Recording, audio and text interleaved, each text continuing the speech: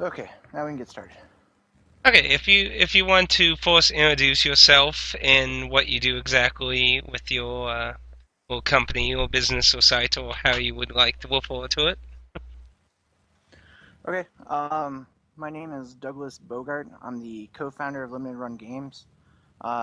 Josh is the original founder, and then he asked me to help him co-found the company. And my role would be probably, I don't know. We both do a majority of everything. I would say that I do like a lot of the press stuff and marketing, and then I also do sales and the shipping and anything to do with customers, basically.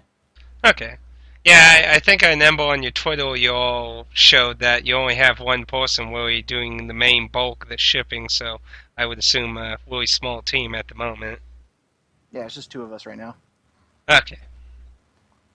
Okie dokie. Well, um, I did get some questions in that, and if I get any more sent to me, I'll get those too if anyone does. But I did have some basic questions of my own too, because I like the whole idea of the site. Because I'm a big collector, and I also like preserving games, and I've always felt like a lot of digital age is kind of harming that a bit. So I guess the first question I think I see a lot of people ask, do you all only plan on sticking to Sony platform or specifically the PS4 Vita, or do you have plans of broadening to Microsoft or even maybe like older consoles? Oop. Right up to what you said about how you're a collector and that you're not a big fan of the digital age, and I just wanted to agree with that. That's why we started the company. Yeah, I'm okay with DRM free stuff because at least you can back that up and preserve it. But a lot of especially DRM heavy stuff that has no other options or anything, that kind of stuff I always feel like over time it'll just fade away like a lot of really old games that haven't been properly preserved in that. But I do still prefer physical stuff over that. But um, the first question I had was something I saw a lot of people ask was, are you all only planning on sticking with the Sony platform, specifically the PS4 Vita, or do you have plans of branching out towards like the Microsoft, Nintendo, or maybe even older stuff? Like, because if you know, there's people like the people who made Pure Solo for the Sega Genesis and stuff. Do you plan on branching out in ways like that? Yeah, we chose to go with Sony first just because it's a little they're easy to work with and it's cheaper to manufacture, and we don't have to do ridiculous size runs like Microsoft. I'm trying to remember what they asked for, but what they want is a little bit extreme, and since we finance our own runs, we can't really afford to do something that large. Not to mention, it wouldn't fit our business model. It wouldn't be very limited if we had to do like 50,000 copies. Oh yeah, Um, that's a lot. Nintendo asked for a little bit as well, but it looks like right now that they're starting to branch out and let other people do runs or at least print physical releases with them. So we have been considering Nintendo, and we might do some older Sony platforms, but we haven't nothing set in stone yet. But we definitely take everyone's opinion and have been looking out or looking into doing other platforms. Okay, that's good. Because I mean, obviously you all just start out, so I mean you all still planning a lot of stuff in that. But that's something I've seen a lot of people wonder about since because the only thing you have is a Vita and the PS4, and the one game from the dude who made Breath of Death 7 and the Cthulhu Saves the World, his newest game. He announced he was going to do a physical release with y'all too. Yeah, we're gonna work with Zvoid Games and do Yeah. Cosmic Star Heroine. Yeah, we're excited to do that one.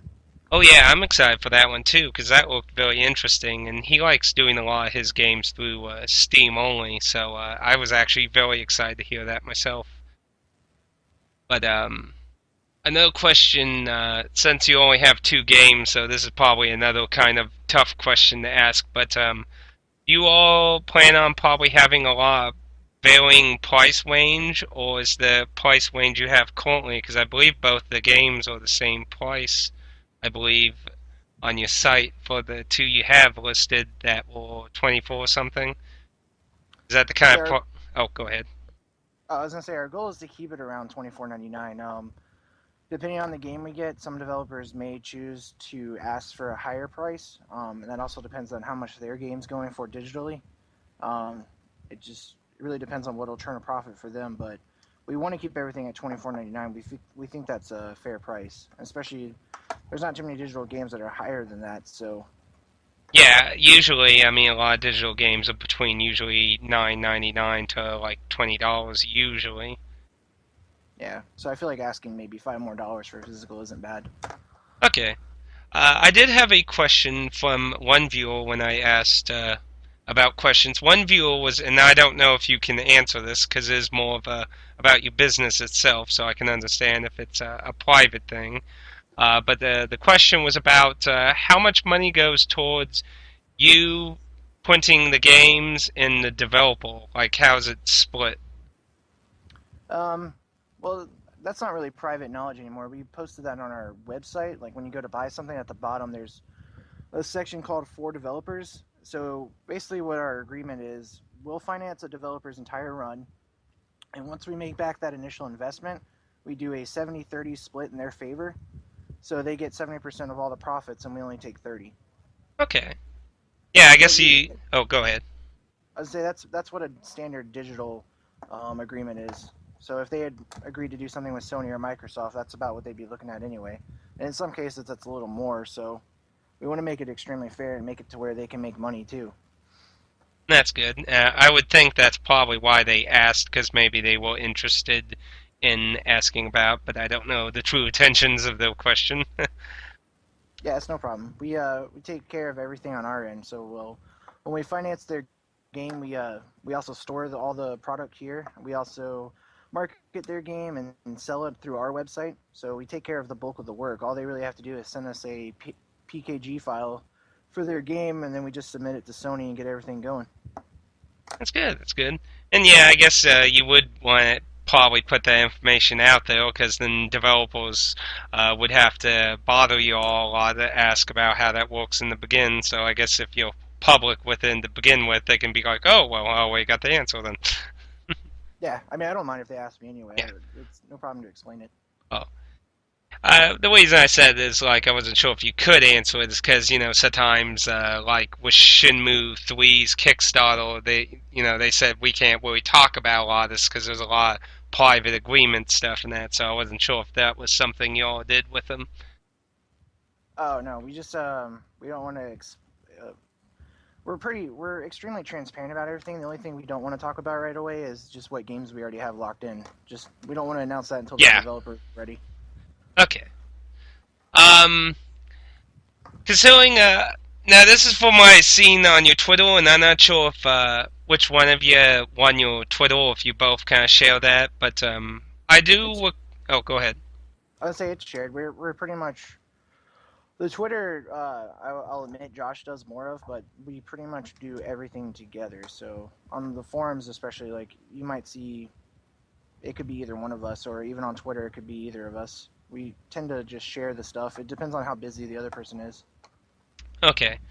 Um, but on the Twitter, I did see a discussion about the Retro City Rampage limited one, and I'm not sure which one of you all were answering the questions about, but I kind of took from it that seemed like whoever was using the Twitter at the moment was under the impression that one lasted about a week, and I know at least it all sold out in the first day, so they kind of seemed like your first Vita game, they were thinking it was going to last longer than it did.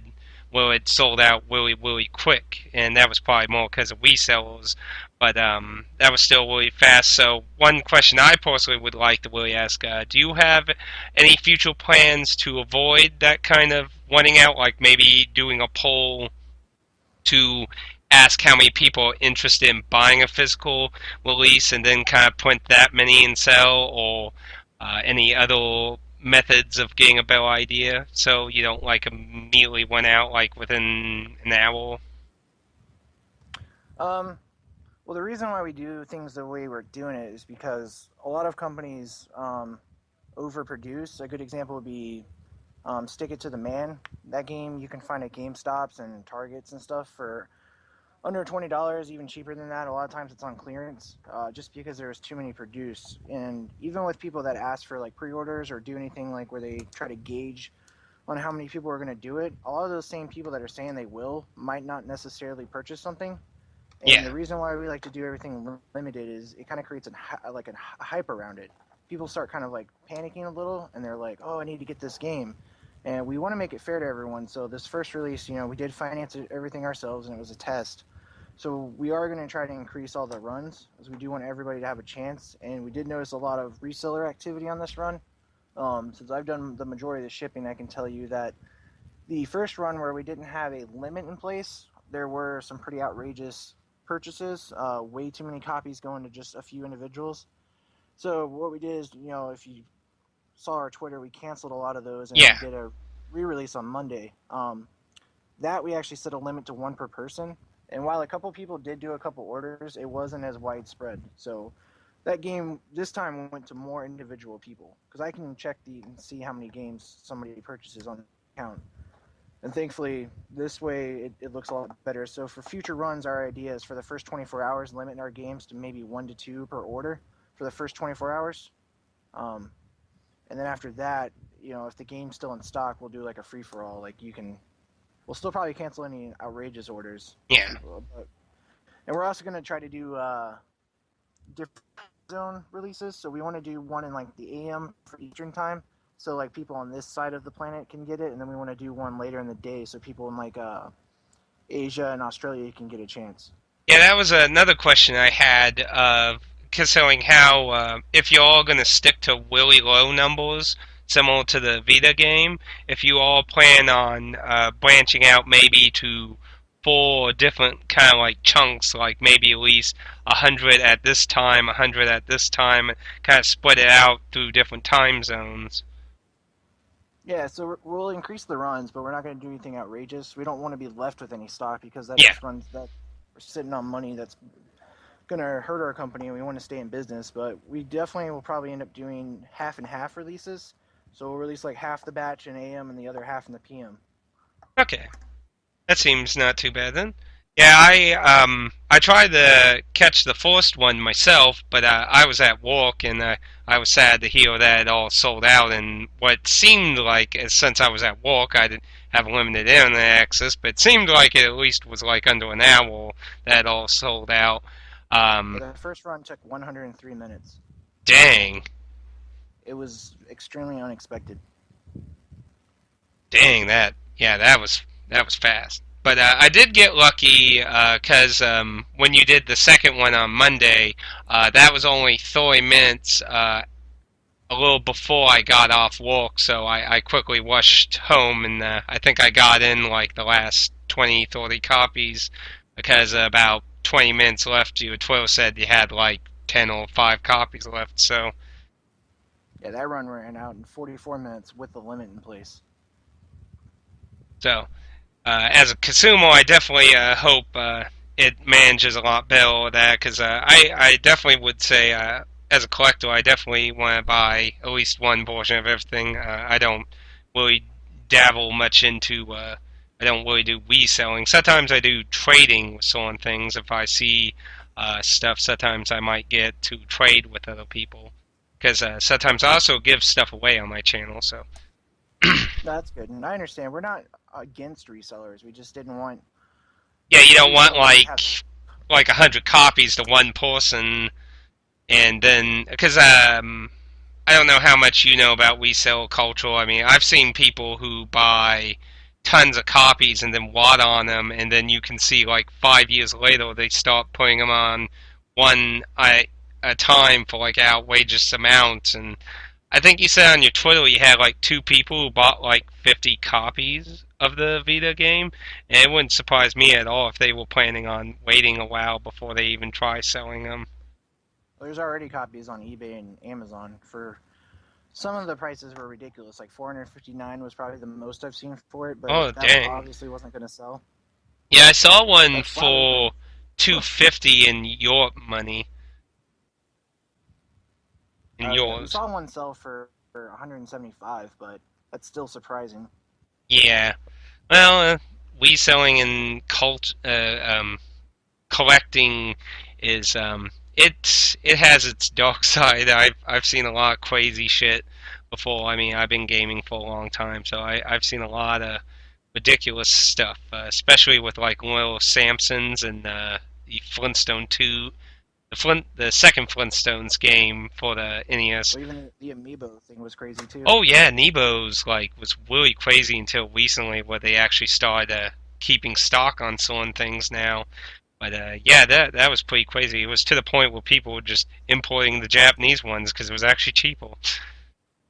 Yep. Um, Now I did have another question. I think this one, this viewer, I believe they went a little, like a little, their own little store. So this viewer wanted to actually know if you plan on letting like. And I get the what he's trying to say because like if you're a mom and pop store, you're looking for ways to compete with GameStop in that.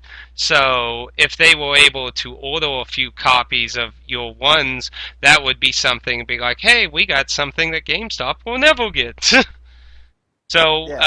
they're basically asking, while they understand because like you canceled a bunch of orders of people who were trying to buy a bunch, most likely bad resale. Like I know there's some people make just small amounts of money and that's nothing horrible, but people who are like adding $500 and stuff, that those people bad people in my opinion. But would you consider working like if like a shop wanted to contact you, prove they're actually a little store in that, and work a deal with you to maybe get like 20 or 10 or something that you would consider reasonable, would that be something you would all consider?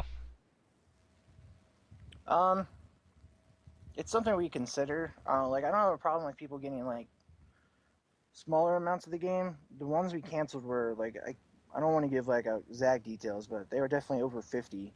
Oh, really? Um, Dang. yeah, it was a substantial amount of money that I didn't think somebody would have to spend on that. But Oh, um, some of those people really like you'd be surprised. I remember one person who actually had a video. He had like a miniature garage. He just literally has categorized stacks of stuff that he's been wadding on for years, and he'll like it's like okay, this is the year I wanted to put these up, put them on one one at a time for hundreds of dollars, and that's how they get tons of money. And that those people anything they can get a large amount of and get control of that share of that collector's market, then they can control the price. And it's a really it's like a very black market kind of thing.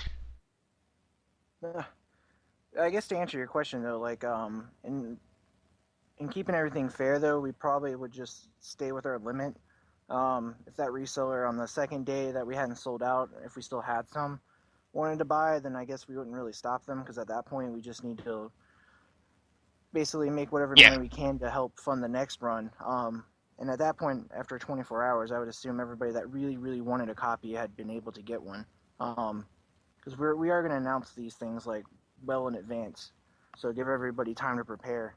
Um, but yeah, I don't probably wouldn't do anything directly with them, but I mean they could always contact us and see. But I like to keep everything fair. I want yeah, everyone to have a chance to get the game, so I don't want to cater to just resellers. I want to cater to the actual collectors. yeah, I mean, like we want the game to be in as many hands as possible. Like that's what's going to bring back physical media. It's showing there's a demand. Like there's more people, not just yeah. like Not a just couple. people who want to stock up on it, wad on it, and cash off of people who were crazy enough to spend like $700 on something. Yeah, yeah. So I guess that would be the answer to that Yeah. one. Okay. Okay. So you basically what you could even probably do like the two limited ones and then maybe have a third one like near the end of the day with all the West that doesn't kind of like slowing down on the individuals and that or something like that possibly. So okay, Yeah. okay. I mean, the other thing is if like with our limit in place, if they're gonna go crazy and like make a ton of orders, like Yeah. we're not necessarily gonna stop them, but like don't expect us to refund like shipping because there's a limit in place for a reason. So like every order that person does, they're gonna have to pay individual shipping for each order. So if they want to order that many, they're gonna incur a lot of money on shipping.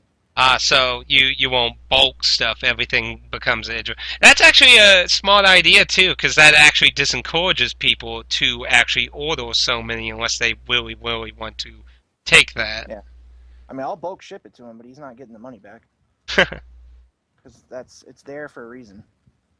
That's actually a smart idea. I actually think that's an interesting way to detour at least scummy people. Yeah, I mean I just feel it's kind of like rude to ask me for money back on a obvious thing we had a limit on. It just doesn't Yeah. really kind of Okay, like so slapping me in the face. I guess that's a question somebody might have down the road here about maybe bulking things, maybe like two or three or something. So I guess that's a question to answer there too.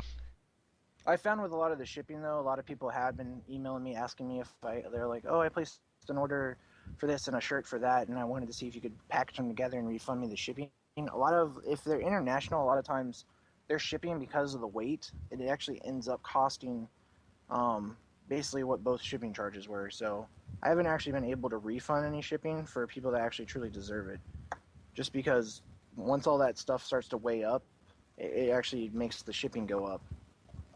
Yeah, I've kind of experienced that myself when I like ship selling things to people doing contests and that.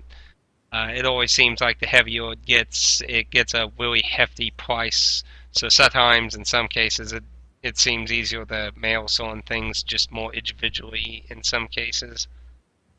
Yeah, it definitely seems like in the U.S. with the post office here, like if it reaches a certain weight, it just jumps up in price all of a sudden. It doesn't really make sense. Oh yeah, because I shipped two guidebooks to one of my viewers as a prize item, and it's like for some reason like one guidebook was like $5, and then the two combined it shot up to like $20. So it's like what?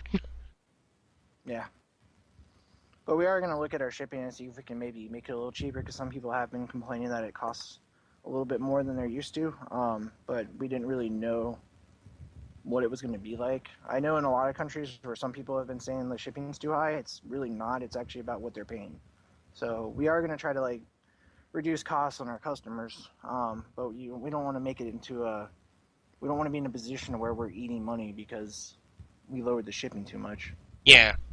Plus, I mean, since you just start out and you're a freelance thing, you're not like a giant corporation. It's not like you have tons of money behind in some underground vault anyway. So you gotta be careful of that too. So We're trying to see if we can get like a deal with maybe FedEx or somebody, like talk to an agent, see if we can get like a reduced rate on shipping. That way we can help everybody out and hopefully get things to people faster. But the way it is right now, it's just we have to deal with the post office, and they're not exactly the most fair on prices. yeah. Well, hopefully you can work out something though, because I know like stuff like GameStop and that do stuff like that, which is why they offer like free shipping and that, because they have such a crazy deal somewhere. Yeah. Now, another question I have, and I've seen a few pictures of people posting the Vita game and its contents of that. Do you all plan on having like instruction manuals or other things possibly with some releases of games, or are you trying to keep it very, very basic? No, we want to include instruction manuals. We just basically everything you add to a case, like if we wanted to put, let's say, like have a foil case or have anything reflecting or like even do like an instruction manual, it adds a little bit of the cost. But we do want to. There are some developers that have asked to do instruction manuals, and we definitely want to include those because we want to do like a throwback to the good old days of physical media. Yeah. So you might start seeing instruction manuals come from us. I mean, it's something we've been talking about doing. And we're definitely in every package. You'll get a sticker from us and like a postcard. And we're gonna try to do a different color sticker with each release. Oh, that kind of reminds me of the indie box. Every indie box has a indie logo, and they always mix it up, themed around the game of the individual box. Yeah, no, we're big fans of IndieBox, so I mean, they definitely had a have a good way of doing things, and I'd be lying if I said we didn't, you know, try Yeah, to do some of the stuff that they do.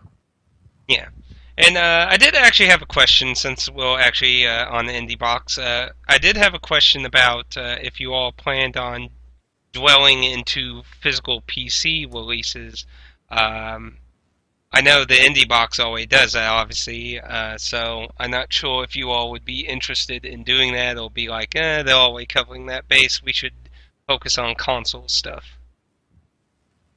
Um, I mean, it's been brought up before, but it's not something we're really looking to do. There's just, like you said, AnyBox is doing a great job, and we're subscribers to that, and we don't really want to hurt their business, and they do an excellent job at it, and they do it in an extremely fast manner. Like the way they package everything, everything's done by hand. Like they do such a great job. I don't really want to step on their territory. Yeah. If anything, I would like to work with them. I steal business from them. I hear they offer free pizza. I remember I saw one of the Twitch streams when they were packing. I think it was Brutal Legend when they were packing all the Brutal Legend boxes, and they were advertising that you could come to their building, help pack stuff. They had free pizza and beer, so if you live in their area, I guess Yeah, why not? they get a lot of volunteers. It's insane. It might be something we have to do eventually if our runs get bigger, but I mean, I just I have nothing but praise for IndieBox. They do a great job. Yeah, I definitely was. I remember when I first heard about them, it was again something excited, especially since they also support DRM free games and don't. Uh, while you do get a Steam code, uh, they don't support like out of control, crazy like stuff that attaches your motherboard programming. That was like with what was that EA game? Well, like your creature involved. Um, Spore? yeah. Spore had like this horrible SD. It like killed my old PC because it was like completely unremovable. Like you have to go through like crazy hacker level kind of shit to get it out of your computer, and it just slowly destroyed my old computer. It was just such crazy ass shit, and it only allowed it 3 installs at the time. Oh yeah, I don't. PC games and that whole install limit used to drive me crazy. I used to do technical support for Ubisoft, and I remember having a lot of customers calling asking for more installs, and that was just something I always thought was like ridiculous that people that was even a thing that developers did, or I guess publishers technically. Yeah. That's why I'm a big supporter for DRM free. I mean, if it comes down to digital, I can live with DRM free because I can make copies, I can back it up, I can preserve it, and I can install it on whatever the hell I want in the future. Like if I, 3 PCs later, it's like, oh well, I'd like to play Undertale. I had that and pop it in and play it again. Versus like maybe it has like out of date DRM crap that doesn't even work, or online server crap like with Uplay from Ubisoft. If they pull the plug and all that stuff's gone, then because it's like there's nothing to connect to. Yeah, no, I know all the Ubisoft troubles. Yeah. Let's see. Do you all plan on intentionally just staying with very little indie people who don't have connections with like big publishers, or are you all willing to work with? I mean, like, say if Nintendo actually contacted you and wanted to say do a limited one of the new Fatal Flame game, which currently America doesn't have a physical release of. If they, for some reason, actually contact you, would you actually work with them, or do you just want to stay with indie people? No, we want to work with bigger publisher or developers. There's a few that we have that we are going to work with, but as far as like Sony or Nintendo, like I haven't bought Fatal Frame for that exact reason actually. But in an ideal world, if Nintendo did randomly show up and say, "Hey, would you guys like to produce this?" which probably would never happen, we would be like, "Of course." Same goes for Yakuza, any Yakuza game which gets requested a lot. Like we're actually both big fans of that series, but that's just an imaginary world we live in if we think Sega's actually going to approach us about that. But if they did, we definitely wouldn't turn it down. It's something that these companies can do. They just don't for some reason. My reasoning is a good example actually is Yakuza. When Sega did Yakuza 3, they printed us. I think Yakuza 3 was the one. One of them they printed way too many copies of, and it's such a like niche game that not that many people were going to get it. So then they complained that like nobody in America buys it, but at the same time, like you produced way too many. Like you should know that. Like it was so easy to get that stores were like clearancing new copies and putting them out as used, even though they were still brand new and sealed. Yeah, I'm pretty sure that was the Thord one, where it had Yeah, one of the characters on the cover with a bunch of weird Japanese boring kind of characters in the background. I've only played 1 and 2. 3 I haven't actually gone around to getting. Sadly, like I only have so like I always have tons of stuff I always want to get, and I always get things that end up in a I regret I didn't get that here and there and stuff. Because I mean, $60 a pop for a lot of brand new games is hard to do all the time. no, I understand that. So I I'm mean, I'm really bad about getting games and then not finishing them or even getting to them. But I don't want to. I had the same problem you had, and like I would regret not picking something up. So now I just try not to let that happen. I try not to either, but like I mean, like right now, I mean those. I still need to also pre-order Xenoblade Chronicle X for the Wii U right now. That's definitely one of the last things I want to pre-order for the year. But I mean, there's also other stuff I want to get, like the new Digimon game. Bandai Namco is actually bringing a physical PS4 version of a Digimon RPG, not some wacky little spin-off fighting game, and that was shocking in its own because we've been passed off on a lot of RPGs in the Digimon series for quite the last few years, so I was actually surprised. I definitely want to support that. But I try to be very supportive of a lot of niche in Japanese games. Those are usually the primary kind of games that interest me, but I also dwell into a little bit of everything aside besides sports games. That's the only thing I don't play any of. Yeah, I'm with you there. But those games, I mean, they overpublish those anyway. So Oh if you yeah. want, if you randomly decide to get into Madden, I'm sure you could find like 1,000 copies at GameStop. Oh man, you wouldn't believe like uh off topic. I actually salvage things like I don't know if you ever heard of dumpster diving before. I actually salvage things from GameStop. They actually throw away tons of extra copies of things. Um, so I actually originally I did that. I'm sure you find that weird. I don't blame you there. But I originally started doing that because I just wanted a bunch of spare cases. And a viewer of mine told me, well, if you need cases, just go jump in a GameStop dumpster. They throw away like hundreds of them. So I got a lot of spare cases, cleaned them up that way.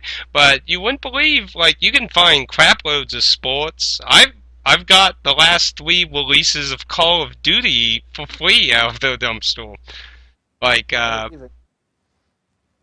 all that stuff is very commonly thrown away by them. So it's I can definitely tell you they do definitely get way overstock on that stuff. But that's going off topic. But I just I just like it's like yeah you wouldn't believe it's so overstocked they throw them away. So but let's see another question here. Um. Do you all plan on doing like reversible artwork with any of your covers, or do you plan on just keeping those standards? Standard. No, it is something we are talking about. Some developers have actually already asked about that, so you may see that in the future. I know with some of the games they're going to release, since they're going to be PS4 and PlayStation Vita, they'll have different covers, kind of make them more like collectible. But reversible art is something we're looking into as well, because can't say the developer name, but there are a few that have asked, and so those will probably have reversible art. That doesn't cost that much extra with Sony. It's making it look like a holographic Pokemon card that costs more. Yeah, I definitely like a few different ones, especially with ones that do really boring normal covers like Destiny. It's like the back of somebody's back, Yeah, epic, and then oh look, the Wolf cover was actually colorful and awesome looking. I'll just stick with that. Like I definitely liked the Xenoblades reversible cover on the Wii with all the Keldors and a very nice art style standing by a cliff. I like stuff like that. No, I like those too. Here's a question. If you do a release, this is specifically with like, because I know Sony has a lot of indie games that are on multiple systems. So I guess basically the gist of it is if it's a cross-platform game, like it's also Vita and PS3 or other stuff, do you all plan on giving, like, say, you make a physical Vita release and offer a digital crossover code for the PS3 version or something? Do you all plan on dwelling into any things like that? Probably not. Getting codes from Sony actually costs money. So we probably wouldn't be able to do that.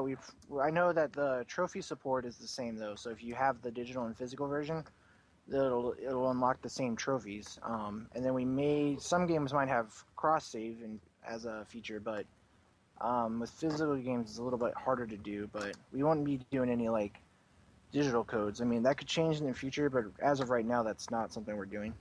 Yeah, that doesn't really interest me personally much, but I know there's some people who like a lot of cross-platform stuff, so I would assume obviously that's why they ask. Uh, Actually, one thing I do like about that kind of things is like with Helldivers on the PS4. That kind of because that's a cooperative game. I gave that to a friend to play with, but aside from that, personally, I don't make use of stuff like that. Like all the indie box Steam codes, I don't use for myself. So uh, that's not something I would personally be interested in. No, I understand. Um, let's see what we got here. Trying to pick some nicer ones. Oh, here's a nice one. Actually, this is a very good question. Do you plan on, let's say, an indie developer just released the game and they also contact you and they wanted to do a release physically, ASP, would you ask them to say, like, wait, like maybe a few months or something so they can clean up bugs or something? So you could have a more better physical release as opposed to like do it and then it's like, oh well, there's a bunch of bugs in the game now, so now you have a flawed physical release. Though you could update it, but I would think some people would want the like. I think on Twitter with the Vita game you all released, I believe you all actually had a question where somebody was asking if it was an updated version with bug fixes, and I believe one of you all confirmed it was a updated version of the game's digital. So I guess basically the gist is: would you encourage indies to wait a little while and bug fix the games before requesting a physical, or would you just go out and do it? It would definitely be like a case by case deal. Like depending on the game and how successful it's been, it would also affect on how fast we would want to jump on that. But with our release schedule as it is, it may be a few months before we get to certain things. So like they have time. The idea is to release a DLC and bug free game. Bug free as possible. Like you can never guarantee a bug free game, but Yeah, it's impossible. Everything always will have flaws, but I would assume they mean like say like let's say for some reason Assassin's Creed Unity was an indie game, and you had the opportunity to jump immediately on a physical release before they done the millions of patches of fixing it. yeah, we would definitely don't want. We would probably release a game if it had some bugs, but we would try not to. We wouldn't release any game with a game-breaking bug, though. Yeah, you would. I would hope you would want to encourage the developers to fix any really crucial things that could like save corrupting things or just completely destroy everything you've done. You gotta start over and avoid whatever you did that made that happen, kind of stuff. I would hope you would encourage them to fix those prior to wanting a physical release. Yeah, no, we would, because I mean, their reputation and ours rides on that, so Yeah. it benefits everyone to have a bug-free game. Um, do you plan on, if you ever work on any games that require to, would you do like, hmm, I I guess though asking, would you have like multiple disc copy, like say if you had a game that was so big that actually had to be on multiple discs, which since you're mostly working with more indie things, I can't imagine that being achieved very easily with a Blu-ray. Maybe the Vita. I'm not sure how big a Vita card was. Um, I don't Yeah, think that. it'd be on Sony. It'll be rare that we have to do anything with like that. I don't think there is a game yet that's more than one Blu-ray. So Yeah, I don't know aside from Borderlands, and that's only because they put the add-ons on a separate disc that you install on the system. You don't actually use that disc to play the game. That's just the only install disc. So yeah, I don't know of any Blu-ray games that actually need multiple discs. So maybe that's more pointed towards if you go to other consoles or older consoles, possibly. yeah, I mean, if we did though, I mean, it wouldn't be a problem. We would just have try to do multiple discs like they already are. Yeah. But yeah, I can only see that happening on maybe legacy platforms.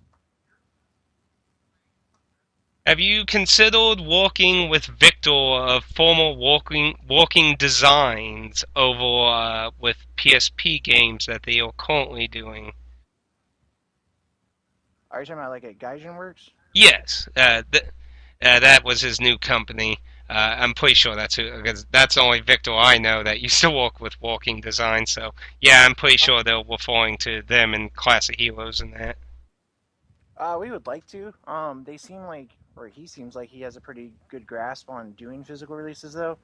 So I mean, it would if he approached us and asked us. I mean, we'd be okay with it, but we're not gonna like try to say that we can do anything he's done better. Like he's got a very good handle on things.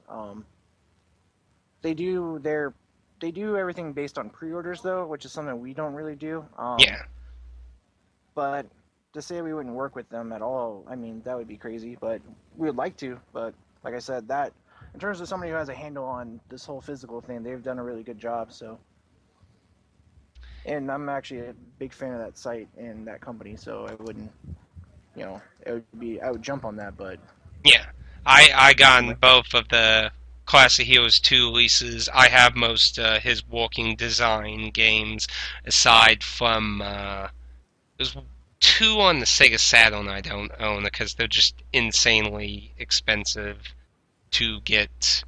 But I have most walking design games. I have like the Lunar, the Arc the Lad, and that. I have all those. So yeah, they do some nice limited releases and stuff on a lot of stuff. But I guess they primarily meant if I guess they meant if you would walk with them with certain games or that perhaps. But yeah, I guess that would be mainly up to them approaching you. yeah, if they do though, we would jump on it. But it seems like they do handle their own releases pretty well. So Here's a good question.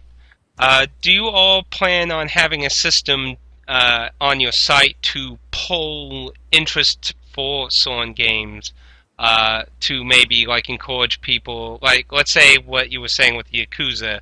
If people wanted to make a poll and have a bunch of people go through it to show that they want a physical release of so and so game, and then you could approach either the indie developer or publisher or whoever would be the appropriate people to contact that. Do you have any, like, with a poll, any other systems to gauge interest with games? Or I guess they're asking whether you do that or if you just wait for people to approach you about it. the best thing that people have done that's actually worked out so far would be probably Twitter. If they contact a developer and saying, "Hey, I'd like to see a physical release of so and so," and they tag us in it, then people keep on doing that and retweeting that. That usually gets their attention, and they contact us. That's probably the best route to take. Because doing a poll and sending somebody a link to that poll, they may not even check to see they may not even check their email or Twitter to see that one response. Yeah. But if tons of people are saying this, then they'll check it, and that's actually worked out. I can't name which developers that worked out Yeah. for, but um, some developers have been doing that. Like they've been taking polls and tagging us in it. So Plus, Twiddle has a poll system in it now, I believe. They just recently added that a few days ago, I think.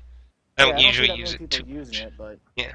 So I guess it's could walk away encouraging people to use that if they really want to add a poll with your suggestion with Twiddle.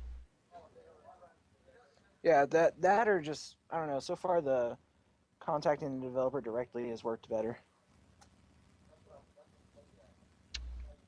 Yeah, I mean, like they could go. Let's see. What's a good example? Indie game on a console that I can think of. Super Meat Boy. Yeah, so let's say somebody contacted Super Meat Boy, and then they used a Twitter poll, say, and then tagged you, and then tried to get a bunch of people to use that Yeah, poll to gauge interest towards them directly. Would probably be what you're basically saying to anyone who's listening that wants to try and do that. no, that would work too because a lot of people retweeting that would get it more exposure. Yeah, so anyone listening to this in the future, there's your suggestion on that. Get on it. Let's see. So, I I could take a mean, few more questions, then I'm gonna have to go. okay, okay. Let's see. Let's see. Find something that's a good question that ain't something that's either related or something we already did here. Like it. Um.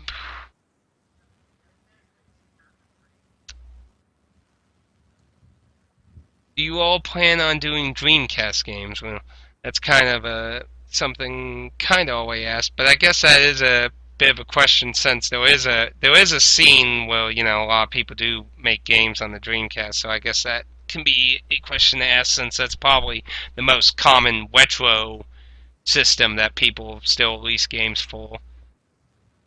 Um, that is our favorite console, but it would be a little bit harder to do because at least with our Vita and PS4 titles, they're official titles. They come straight from Sony, and you can't really do that with the Sega Dreamcast.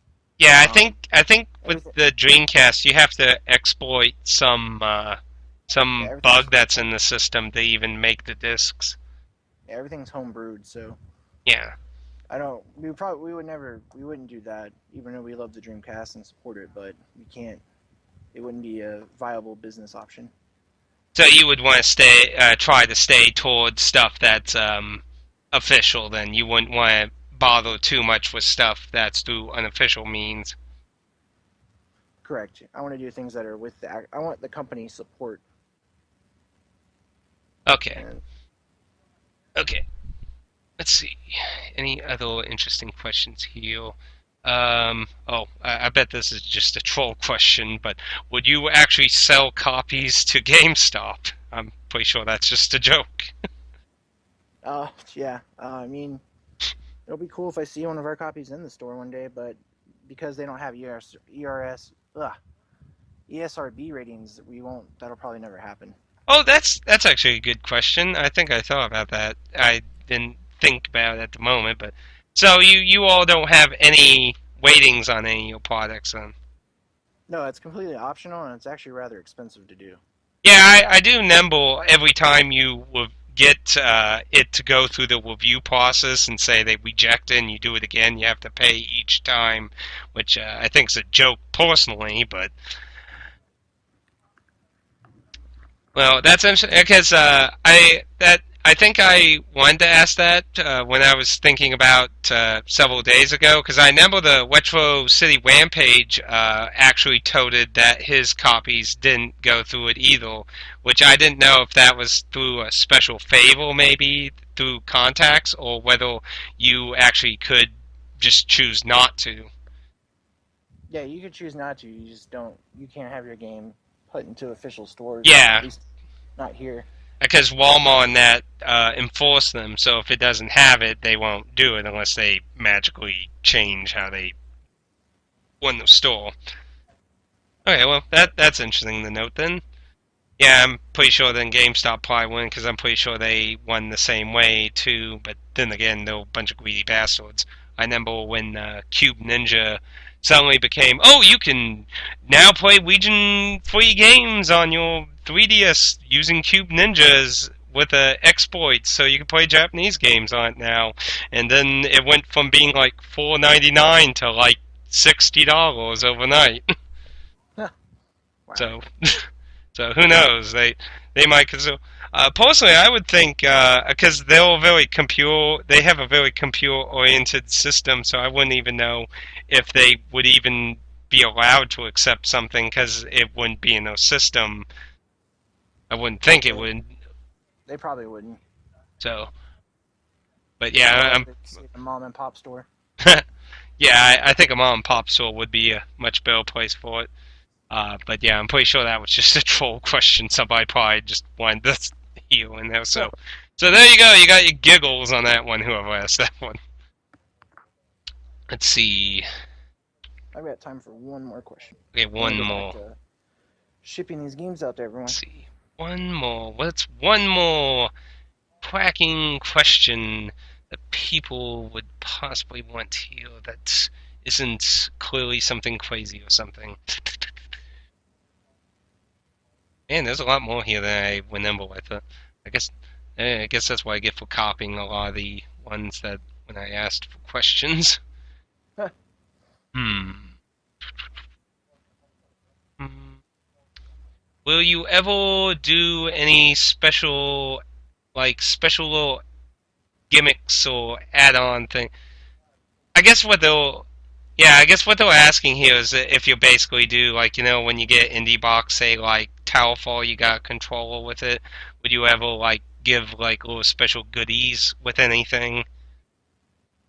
We may do something like maybe the first 100 people get what blank and blank, but we're basically we don't have everything planned like that yet. I know we want to do other things like maybe do posters or like art from games or maybe like something to do with the developers. Just a lot of like extra bonuses or maybe like do some bundles. But we're gonna basically see where we are financially and see what we can do for the next run. And then I know subsequent runs though, everything will be a lot more steady. We won't really have to like stress out as much about financing things. Yeah, because you'll actually gotten some income because you literally just did your first release, so you just used what you had. So basically, by that time, you'll had some income come back. Yeah, we're still a little wary about everything right now because there is the worry that the next run won't sell out. But I'm pretty optimistic that it will. But we do want to do like extra stuff because anything that makes the experience more special to the customer is what we want. Yeah, I think that's actually what you say, like, say, like, the first 100 copies, which sadly I probably wouldn't ever get access to unless it was on the weekend or something, because I work a 40-hour job, so I'd probably be losing out on that opportunity. But that would be interesting, say, like, the first 100 copies have maybe, like, a unique post or maybe, like, signed by the developer or something, that have something that kind of stand out a little more from the West. Yeah, we don't mind signing copies. Some people have actually requested that. Yeah, that actually could be an interesting idea. Have the developer sign a few, or maybe just the first one, or something interesting like that. That could lead to some interesting ideas, though. Maybe do like a golden ticket. The golden ticket, or maybe some with unique reversible art that all the other ones don't have, or some. Yeah, I like that idea. I probably would lose out being a working man on most deals of it, but that's actually a pretty nice idea, though. I think. Yeah, it's definitely something we'll look into. And okay, so since that was the last question, that thank you for doing this. I got to ask a few of my questions and ask some of the ones that I got response to, and I hope some of the questions gave you some ideas or helped you get ideas some of the things that some of your consumers are interested in or would like to see. No, it was a pleasure talking with you. Thank you very much, and if there's anything you would like to plug or say or anything, you're absolutely free to if you want to.